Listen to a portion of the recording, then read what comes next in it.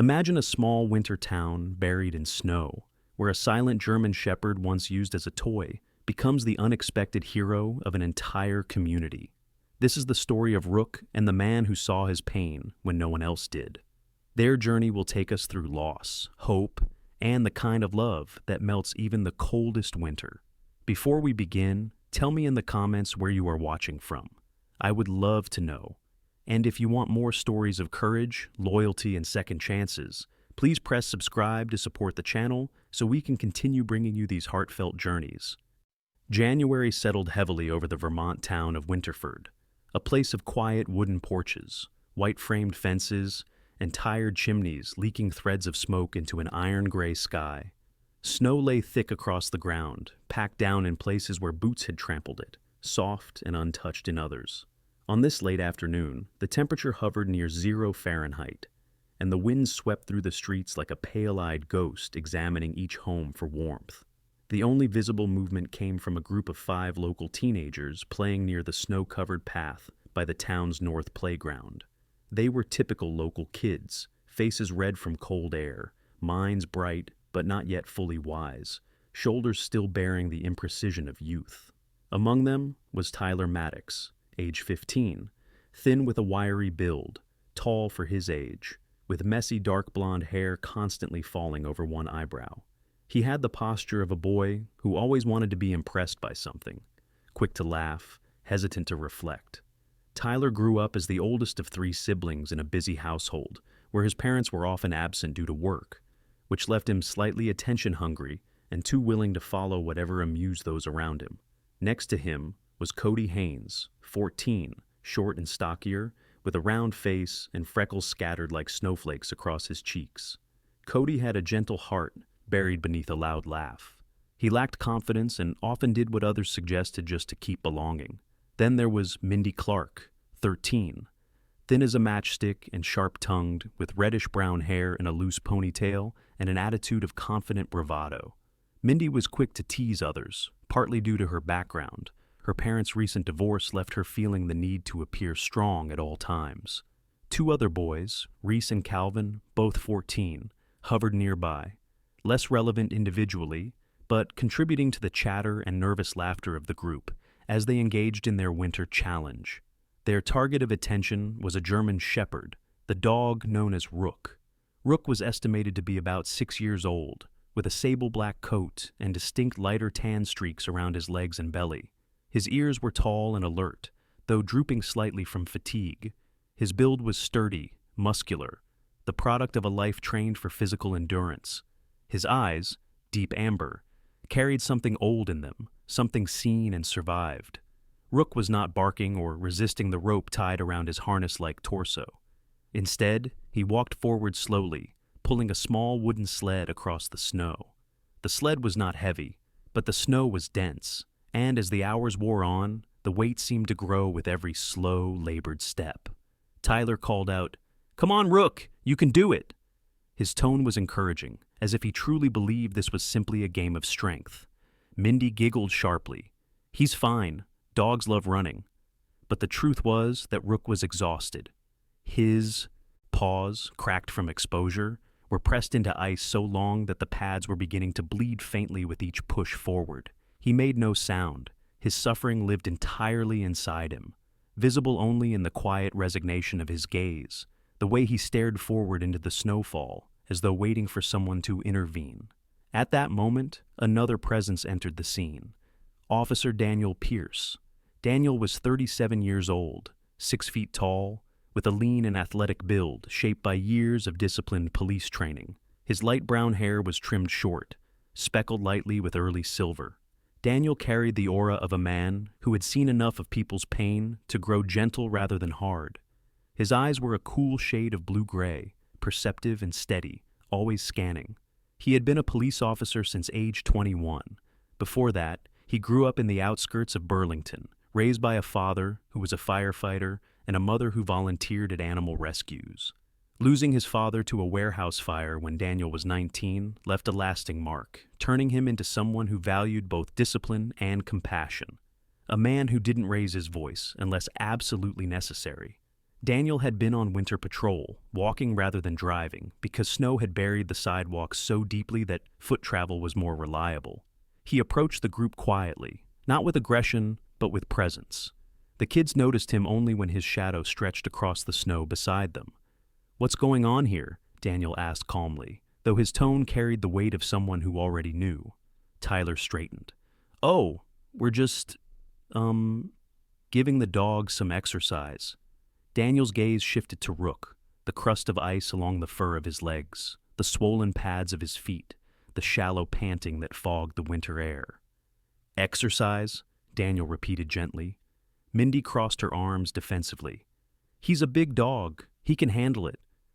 Daniel didn't respond right away. He stepped forward and knelt next to Rook, running a hand slowly along the dog's side, examining him. He could feel the tremors in Rook's muscles, the stiffness of cold-locked joints. Then he turned to look into the dog's eyes. And what he saw there wasn't defiance or stubborn animal resistance. It was acceptance. Pain endured quietly. Daniel felt something tighten inside his chest. He rose to his feet and addressed the teenagers, not as criminals, but as children capable of learning. "Do any of you know how much a dog hurts when he pulls weight through freezing snow?" he asked. Silence. The wind hissed along the wire playground fence. Daniel continued, his voice low but firm. "Just because he can't speak doesn't mean he's not hurting." Tyler's face flushed crimson. Cody suddenly looked like he might cry. Mindy's bravado cracked, just briefly, and she turned her head away. Reese and Calvin scuffed their boots in the snow, silent. Daniel didn't scold further. He reached down and unfastened the rope from Rook's harness. The dog let out a breath, as though the air suddenly weighed less. "He doesn't need to pull anything else tonight," Daniel said softly. Rook stepped closer to him instinctively, as if recognizing safety. Daniel stroked the dog's head, and Rook's tail flicked weakly once, twice. Tyler managed, voice shaky. "We didn't know he was hurting like that." Daniel nodded. "I believe you, but now you do know." He motioned for the kids to head home. They dispersed quietly, their laughter gone, replaced by a sober sense of reflection. Daniel looked around, gauging the fading daylight. "Let's get you somewhere warm," he murmured to Rook. The German shepherd leaned into him, and the two walked away from the playground, one human who chose to care, one animal who had silently asked for it. Winterford's veterinary clinic stood at the far end of Maple Street, its warm-lit windows glowing against the thick evening snowfall. Daniel Pierce pushed the glass door open, guiding the exhausted German shepherd inside. Immediately, a wave of heated air embraced them, carrying scents of antiseptic, fur, and faint lavender meant to calm anxious animals. Behind the reception counter sat Marilyn Yates, age 52, a petite woman with soft gray hair in a bun and gentle hazel eyes accented by thin glasses. Marilyn had worked at the clinic for 24 years and had an unfailing patience with both people and animals. She had a quiet voice that somehow always soothed instead of faded. She looked up as Daniel entered and instantly recognized urgency. "Goodness," she whispered, rising from her chair. "Bring him in." Just then, another figure entered the hall from the back wing of the clinic. Dr. Harold Cordell, age 61, tall and rather stooped from years hunched over examination tables. He had thinning white hair, bushy eyebrows, and long, assured hands with slight tremors that vanished the moment he touched any animal. Cordell was a man of few wasted words. His life was marked by decades of tending to creatures that suffered silently. He often said that animals never lied about their pain, never pretended to be brave, and perhaps that was why he trusted them more than most humans. Daniel crouched beside Rook as Dr. Cordell inspected him. Cordell's brows drew together. "Frostbite on the pads, strain along the left shoulder muscle, slight dehydration," he murmured. "Let's get him up."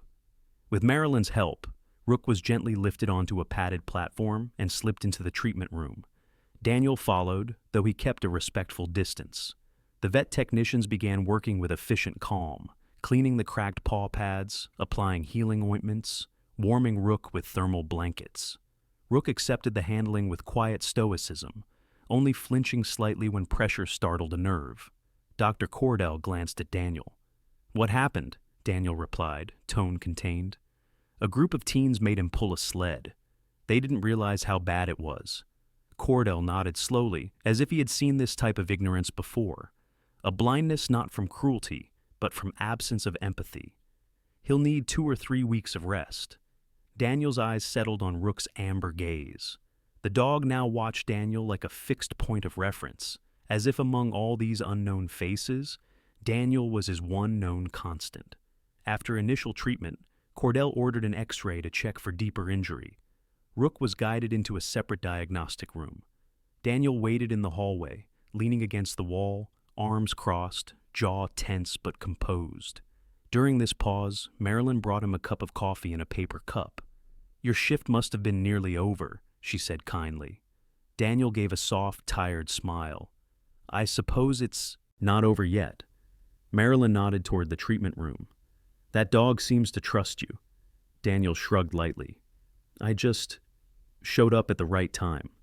But Marilyn's eyes read deeper. "Sometimes showing up is the difference." After 20 minutes, Rook was returned to the main room, paws wrapped gently. He looked more relaxed now, wrapped in blankets like a battle-worn soldier, finally able to rest. Dr. Cordell approached Daniel while examining behind Rook's ears. His fingers paused upon a small, faded tattoo, barely noticeable beneath the fur. Cordell narrowed his eyes. "You see this?" Daniel stepped closer. The marking was faint, partial, but unmistakably intentional. Letters and numbers, just barely discernible as K9 designation format. Cordell exhaled through his nose, thoughtful. This might not have been a regular domestic dog. Daniel's expression sharpened. "You mean?" Cordell nodded.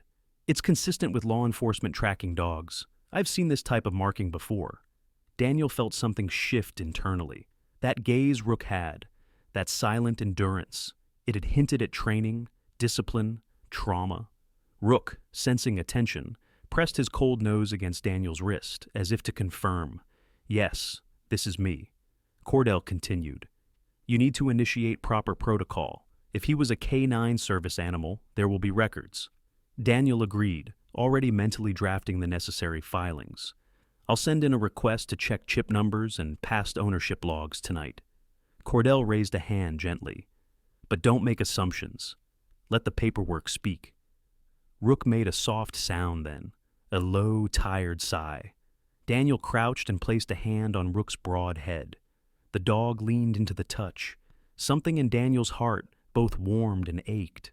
Once medical stabilization was finished, Cordell handed Daniel a printed care report, several medication instructions, and a directive for extended rest.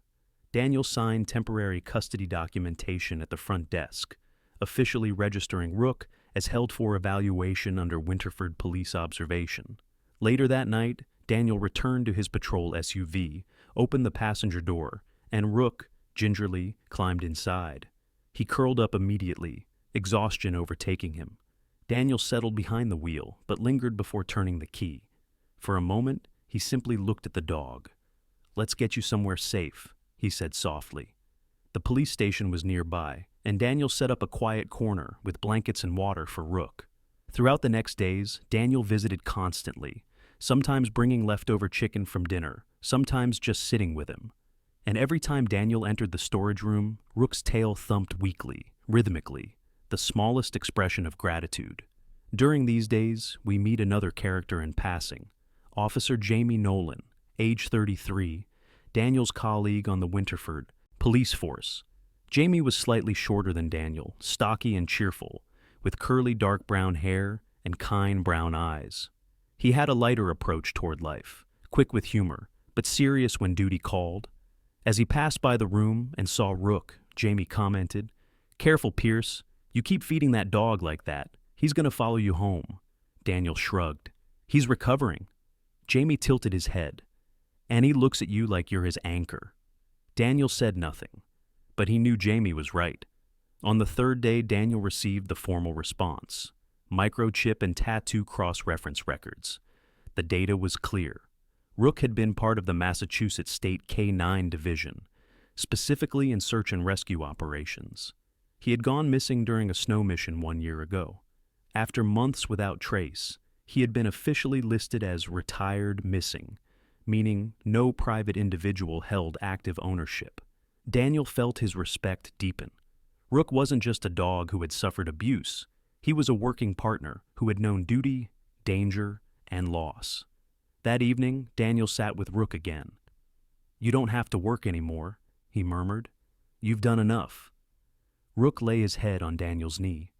Outside, snowfall drifted down, powdering the empty streetlights. Winterford was quiet, lamplit, snow-blanketed, a town in hibernation. Over the next 2 weeks, Rook healed gradually. The paw pads knit together, his gait steadied, his posture grew less tense. Sometimes Daniel would enter the room and find Rook asleep, dreaming, his paws twitching, perhaps running through remembered forests or frozen fields. Other times, Rook would sit alert, watching the door, waiting for Daniel. By the end of that recovery period, it had become something deeply mutual. Daniel was no longer simply a rescuer, and Rook no longer simply a patient. Without declaring it, they had become something like family, something like two beings who recognized survival in each other. But Daniel never once called Rook mine. He never laid claim. He always said, "I'm here for him while we figure things out." Because love, as Daniel understood, was not possession. It was care. The morning sky over Winterford was pale as porcelain, streaked with thin veils of sunlight, fighting through a blanket of drifting clouds. The snow from the night before had settled over rooftops and treetops in soft white folds. In the quiet of early day, the town looked almost sacred, as though wrapped in the hush of reverence that winter sometimes bestows. Rook now walked beside Daniel with a gentle, measured pace. His paws were mostly healed, though the skin was still tender, and he wore protective booties provided by Dr. Cordell. Rook looked stronger than before, steadier, but there was still a weight in his posture, a kind of quiet vigilance. It wasn't the instinct of a pet. It was the stance of someone who had once guarded something, or someone. Daniel's first destination that morning was the station. Not the busy main floor, but the basement records office. The walls were lined with filing cabinets and digital archive consoles. Inside sat Marjorie Flint, age 48, head of administrative records. Marjorie was a compact woman with sharp features softened by warm brown eyes. She wore her hair cut short in a salt and pepper bob and had a demeanor of brisk competence. She believed in information, in proper channels, in rules followed precisely. Her father had been a military clerk, strict, exact, uncompromising, and he raised her to find comfort in orders stamped and signatures witnessed. She was not rude, she simply valued procedure over sentiment. Daniel handed her the chip and K9 record data. "I need everything related to this dog's past unit." Marjorie accepted the paperwork like a judge accepting evidence. "Give me a bit," she said, adjusting her glasses and logging into the National Archive. Her fingers danced across the keyboard. Rook sat beside Daniel, sitting obediently but scanning the room as though he were used to confined interior spaces. Waiting rooms, briefing halls, equipment bays. Perhaps he had lived this life before. After several minutes, Marjorie looked up. "Here we are." Rook was assigned to the Massachusetts K9 Search and Rescue Division. Last recorded handler, Corporal Thomas Caslow. Last mission, coastal forest perimeter search after severe blizzard. Date nearly 1 year ago. The report states that Rook went missing in the storm. No remains found, no return signal. After 3 months, he was listed as retired. Later, records were closed. Daniel frowned. "No trace of the handler?" Marjorie hesitated. The handler moved on to another posting. It seems, after losing Rook, he requested a reassignment. Daniel felt a ripple of understanding. Losing a partner like that, one trained, bonded, loyal, it wasn't just occupational loss. It was emotional injury. Rook glanced up at Daniel, as if sensing the shift in his thoughts. Daniel crouched beside him. "You remember more than you let on, don't you?" Rook blinked, almost thoughtfully. That evening, Daniel brought Rook home, not permanently, but because the station's basement was too cold and Rook's therapy condition allowed trusted transport. Daniel's home rested on the quiet edge of the town limits. The property was modest, a wooden house with green shutters, a short porch, and a yard blanketed in snow. Daniel lived alone. Years ago, he had been married briefly, but his work and the emotional aftermath of his father's passing made sustaining a relationship difficult. His ex-wife, Caroline, left amicably, recognizing that Daniel loved deeply but quietly, and that sometimes his heart lived more in actions than words. Now, Daniel's life was simple: work, home, occasional fishing trips, and small-town friendships. Inside the house, warmth spread from a wood-burning stove. Rook inspected each room with calm curiosity, sniffing corners, registering scents. He returned to Daniel and sat near his leg, choosing position like a soldier choosing perimeter. Later, at the kitchen table, Daniel typed into his laptop an official follow-up request to Massachusetts K-9 Command to retrieve full behavioral history, training profile, and mission reports concerning Rook. After sending it, he leaned back and rubbed his eyes. Rook watched him intently. Daniel looked down. "You were trained to find people, to save them. That doesn't just vanish." Rook responded by putting one paw on Daniel's boot, just resting it there, like a quiet affirmation. The next morning, the weather had shifted. The sun emerged more boldly, reflecting off snow in bright flashes. Daniel took Rook for a slow walk through Winterford's residential lanes. Along the way, they encountered Mrs. Linda Proctor, age 71, a retired schoolteacher who lived in the yellow house on Birch Road. She was small and stooped, but had bright sapphire blue eyes and a constant smile. She wore thick scarves regardless of season, and tangerine-colored gloves that contrasted cheerfully with the winter white. Linda had a long history of caring for neighborhood strays and feeding birds during winter. Her husband had died 15 years earlier, and she filled her solitude with kindness. When she saw the German shepherd, she beamed. "Oh, what a handsome fellow." Daniel introduced Rook. Linda stroked the dog's head gently, without grabbing or overwhelming him. "A dog always remembers love," she said softly, almost poetically, "and also remembers fear." Rook leaned into her touch, tail swaying lightly. Soon after, Daniel received the official reply from Massachusetts. The report detailed Rook's K-9 background. He was indeed search and rescue. He had helped locate 6 missing individuals over the span of his service: children lost in woods, hikers injured in ravines, an elderly man disoriented in snow. Rook had been praised as focused, disciplined, responsive, exceptionally emotionally connected to his handler. But there was something else: notes of trauma after one particular mission involving a landslide during a recovery effort. Rook had been buried partially in rubble for nearly 20 minutes before extraction. That incident had caused behavioral sensitivity to collapsing spaces and sudden loud bursts. Later, during the storm mission, something must have triggered memory of that earlier entrapment. Daniel read the report with steady breath and slow understanding. He looked down at Rook, lying at his feet, eyes half closed. This dog had been a professional rescuer and had endured terror. That night, Daniel found himself sitting on the floor beside Rook, leaning against the sofa. "I get it," he murmured. "Pain changes how you move in the world, makes you careful, jumps at shadows. But you're still here." Rook lifted his head and placed it gently against Daniel's shoulder. Days passed. In public, Rook remained wary of crowds, startled by echoing noises, stiffened at clattering sounds. But with Daniel, his anxiety lessened. He slept deeply. He followed commands, not from training force, but from confidence. Daniel also trained himself, learning Rook's signals, his quiet communication. It wasn't hierarchy. It was partnership. One morning, Daniel was standing in front of the mirror, shaving when Rook padded up and sat beside him, watching thoughtfully. There was something almost human in the way he observed, as though analyzing Daniel's routine. Daniel chuckled softly. "You keep watching me like that, you'll start copying me." Rook blinked, unimpressed. A week later, a final determination came through official channels.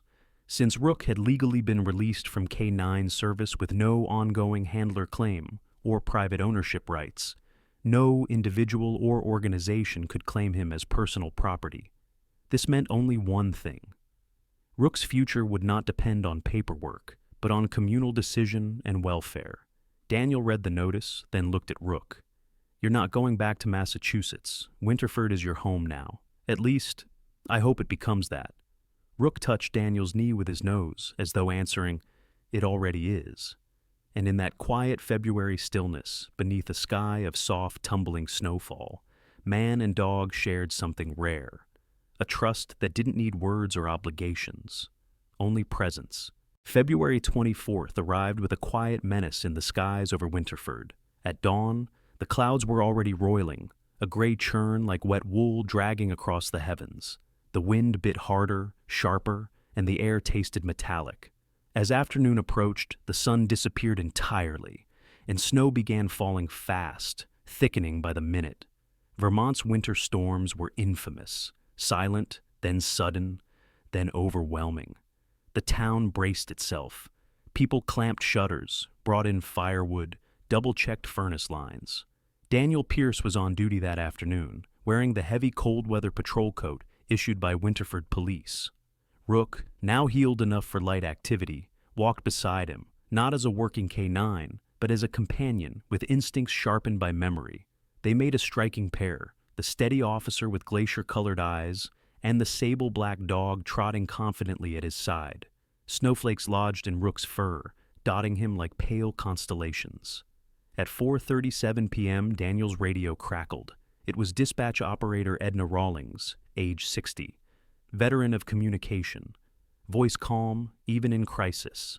"Attention all units, missing child report, 10-year-old male, name Leo Patterson.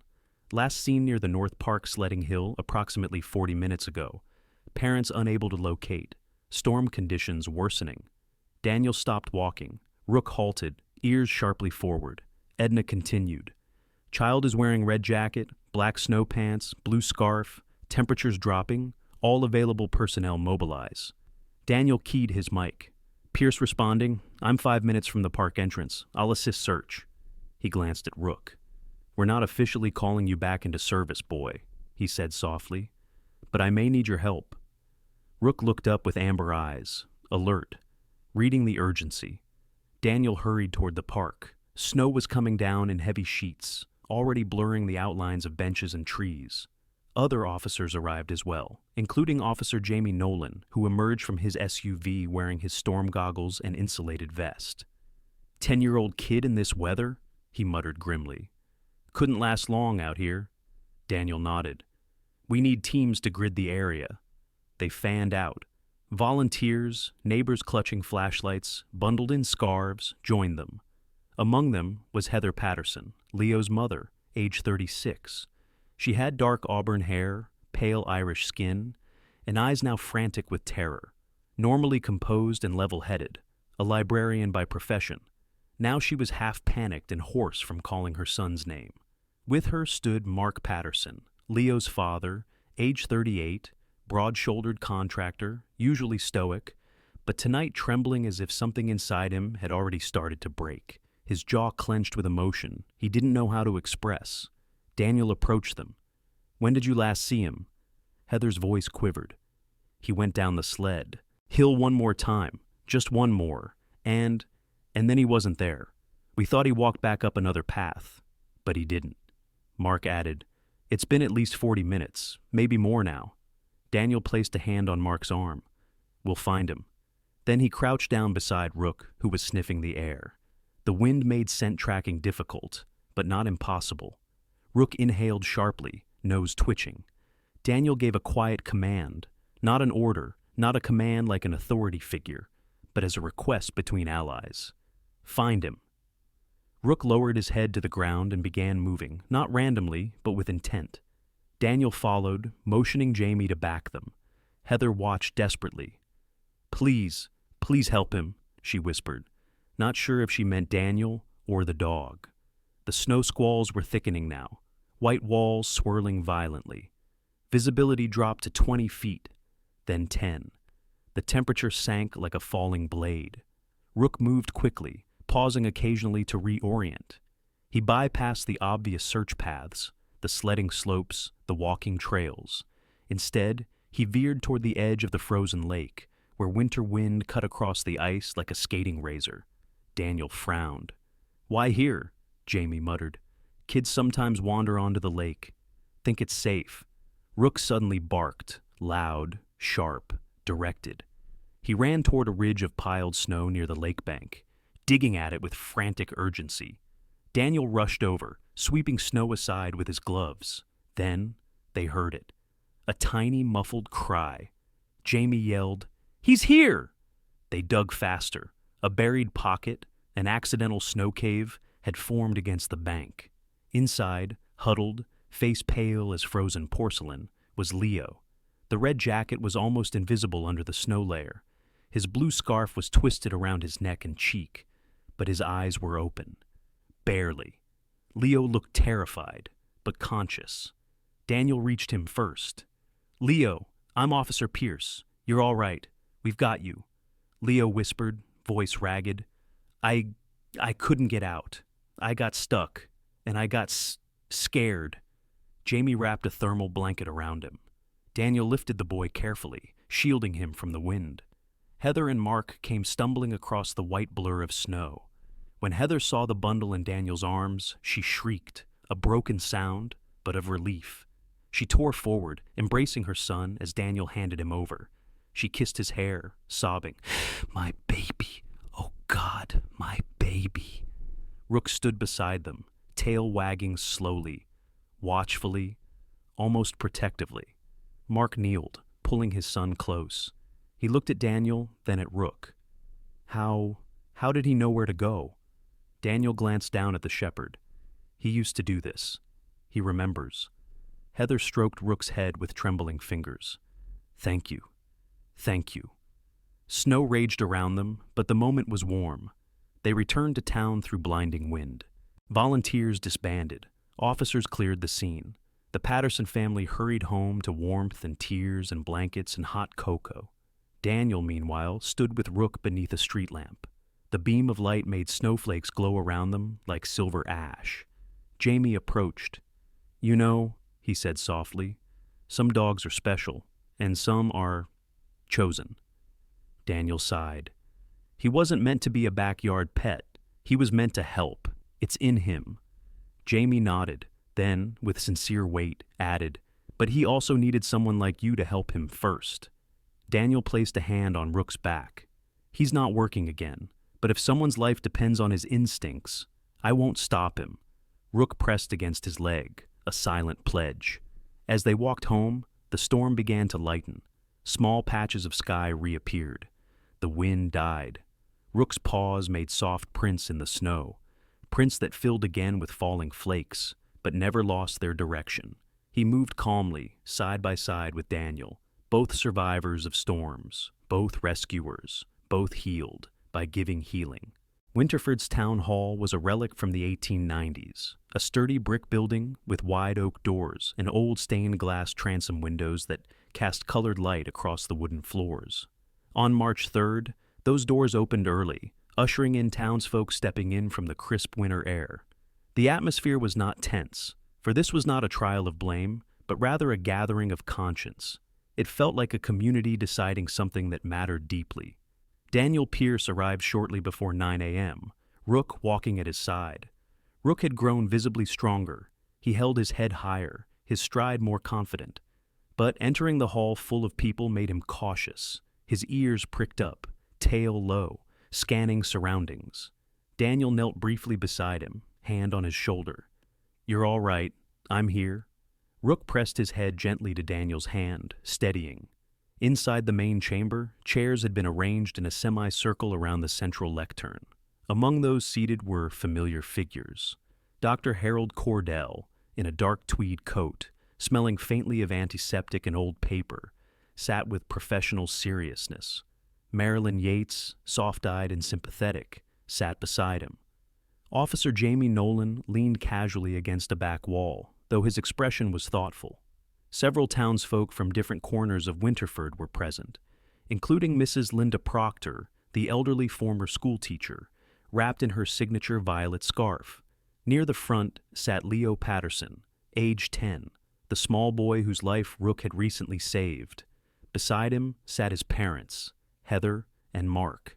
Leo clutched Rook's paw print scarf, a souvenir someone had gifted him after the rescue. It was now one of his treasured possessions. At precisely 9, Town Clerk Arthur Hembry, age 64, cleared his throat. Arthur was tall and angular, with a stern face that appeared carved rather than grown. Yet beneath his stern manner was a strong sense of fairness. His father had been a judge, his mother a pastor. Arthur inherited both reason and compassion. His glasses glinted as he read the first resolution. "We are here to determine," he began, voice slow and resonant, "the legal standing and custodial placement of the canine known as Rook." Murmurs rose, then faded. Arthur continued. "Before statements, Dr. Cordell will present medical and canine history findings." Cordell rose. His presence was calm and steady, the kind that commanded respect. He spoke clearly. Rook was treated for frostbite, minor joint strain, and dehydration. He has since recovered under the care of Officer Daniel Pierce.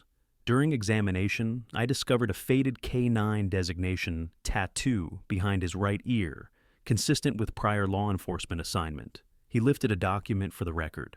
Further verification revealed Rook is a former search and rescue asset of the Massachusetts K9 Division. He was listed missing in action and later retired. A murmur rose, again, this time of admiration. Cordell's eyes softened as he looked at Rook. This dog did not merely survive hardship. He served, and he carries skills and emotional intelligence uncommon in ordinary domestic canines. Arthur nodded. "Thank you, Doctor. Next, K9 Massachusetts correspondence." A local attorney, Janet Rayburn, age 45, intelligent and sharp-featured with hair clipped neatly above the collar, stepped forward. Janet had a reputation as a defender of animal rights. She spoke with crisp clarity. Massachusetts state records clearly state that Rook, having been retired and unclaimed by any active handler or agency, is not subject to reclamation. Legally, he is considered an unowned animal. She paused, letting the words land. "Which means," she continued, "that his future custody is to be determined not by ownership, but by welfare." Daniel stood quietly in the back, listening. Arthur nodded. "Now we will hear from community members." Mrs. Linda Proctor stood first. She was small, but when she spoke, her voice carried remarkable warmth. "I have lived in Winterford for 46 years, she said, "and I have never seen a dog with so much dignity. He walks like someone who understands pain, but hasn't let it close his heart. When I pet him, he leans in, not out of need, but out of trust, and trust should always be returned." Next, Officer Nolan spoke. "Daniel hasn't just taken care of Rook. He respects him, treats him like a partner, not a pet. Rook doesn't need an owner. He's found a handler who cares without command." Then came the moment everyone anticipated. Arthur spoke gently. "Leo Patterson, would you like to say anything?" Leo stood slowly, still a small figure, but now carrying tremendous emotional weight. He looked at Rook, those amber eyes looking back at him. Leo touched the scarf in his hand. "When I was trapped in the snow, I was really scared. I thought nobody would find me. I thought maybe I'd just disappear." Heather Patterson lowered her head, tears filling her eyes once more. Leo swallowed, voice trembling, yet resolute. "But Rook came. He found me. He didn't stop until he did. And I think someone needs to do the same thing for him." There was a stillness in the hall. Leo continued, voice clear now. "He saved me. I think someone should save him too." The hall erupted into soft applause, not loud or dramatic, but heartfelt. Arthur waited, then lifted his hand for quiet. "Thank you, Leo." He looked at the gathered crowd. "Is there anyone who wishes to contest Rook's continued stay with Officer Pierce?" No one spoke, not a single hand rose. Arthur let the silence linger. Then he opened a prepared document. "By authority of the laws governing animal custody and protection in the state of Vermont, and in accordance with community welfare standards, the town of Winterford assigns custodial, stewardship and guardianship of Rook to Officer Daniel Pierce, with classification as a therapeutic and community support animal. Signed, stamped, final." Daniel closed his eyes briefly, breathing out. It wasn't relief. It was gratitude. Rook, sensing the emotional shift, nudged Daniel's hand. Daniel crouched to him. "We're going home." Leo left his chair, walked to Rook, and wrapped his arms around the shepherd's neck. "Thank you," he whispered. Mark Patterson placed a hand on Daniel's shoulder. "If you ever need anything, we're there." Dr. Cordell smiled quietly. Mrs. Proctor dabbed tears from her eyes. Janet Rayburn nodded with satisfaction. The entire room felt lighter. Outside, March's air was still cold, but gentler. Snow no longer threatened. The sun cracked through the clouds, sending pale gold streaks across Winterford. As Daniel and Rook stepped out of Town Hall, the dog walked freely. Not as property, not as recovered evidence, not as lost K9, but as Rook of Winterford, partner to Daniel Pierce, protector of the town, and survivor turned symbol. Spring arrived slowly in Winterford, not as a sudden thaw, but as a careful unbuttoning of winter. The snow took its time retreating, drip by gentle drip, from roofs, fences, and the limbs of old maple trees. Daylight stretched longer each week, and the bitter winds softened into something kinder. With the coming of spring, life in town shifted too, and Rook became part of this new season. He was no longer the found dog, nor the former K9, nor the miracle rescuer. Now he was simply Rook, Winterford's therapy companion and silent ambassador of empathy. On Mondays, Daniel would take Rook to the Winterford Elder Home, a retirement facility housed in a refurbished schoolhouse. The residents there had their own quiet histories etched into faces and postures. One of them, Mr. Edmund Sawyer, age 82, a retired railroad engineer with a snow-white beard and stiff knees, was initially skeptical. Edmund had been known for grumbling about most things. Too much light, not enough salt in the soup, radiator too loud, hallway too quiet. But when Rook padded into the common room, Edmund's grumbling paused. Rook approached him slowly, head slightly lowered, tail swishing gently. Edmund stared at him and muttered, "You're a smart-eyed one, aren't you?" Rook rested his chin on Edmund's knee. Something cracked, gently, in the old man's face. He stroked Rook's head. "Well, I'll be damned," he whispered, but with affection. After that, Edmund waited every Monday for Rook's visit. Daniel noticed that Edmund started speaking more, telling stories to the dog, stories of steam engines, of night tracks through New Hampshire valleys, of whistle signals forgotten by time. And Rook listened, always with that solemn stillness.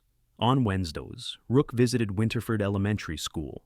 In the third grade class, Miss Clarissa Barton, age 29, the cheerful teacher with honey blonde hair and sunlit optimism, used Rook's visits as lessons. She would speak to the children. "Now, remember, dogs don't exist for us to use. They exist with us, and they feel." The children would sit cross-legged while Rook quietly walked among them. They learned how to pet gently, how to ask permission before touching an animal, how to read canine body language, tail, ears, posture. Even children who struggled with focus found a new calmness when Rook was present. Leo, always given special allowance to spend time with Rook, would often sit beside him, one hand lightly resting on Rook's back, like a teammate at rest. Some days, school counselors worked with children experiencing anxiety or grief, and Rook was part of that process. He would sit beside a crying child like a living weighted blanket, anchoring fear and dispersing it. On Fridays, Daniel and Rook took part in community walks, informal gatherings where townsfolk strolled through Main Street and surrounding pathways. People would greet Rook by name. "Hi, Rook." "Good boy, Rook." "Thanks for saving Leo." The dog accepted affection graciously, though never greedily, and always at Daniel's side.